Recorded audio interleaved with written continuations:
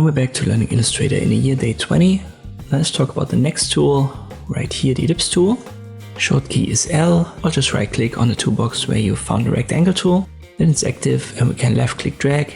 And this creates circles and ellipses. It has the same bounding box as the rectangle tool. You can adjust it and you don't even have to have the ellipse to active for it. Just select it, for example, using the selection tool.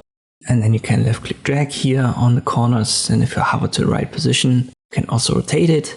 So this works exactly like it did with the rectangle tool that I've already shown you.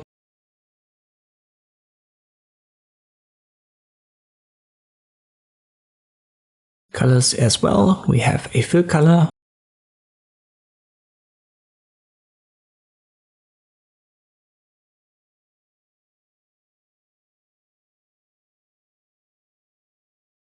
And to the right of it, we have a stroke color. If you can't see the stroke, check the number right here for stroke weight. Might be that it's way too low, and at a certain size, you can see it. You can also see the last active style is inherited. So if I create a new ellipse now, it has the same fill and the same stroke. One more thing to add. If you want to have a perfect circle, this means that it has to have the same width and height. Just hold Shift while you left click drag on your canvas, and this will then snap and make width and height the same. So the aspect ratio here is 1:1.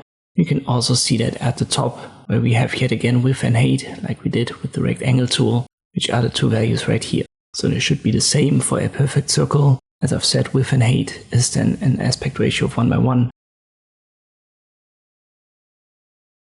And these are the basics that we're going to build up on in the next videos. Hope this one was helpful. Thank you for watching, and I'll see you next time.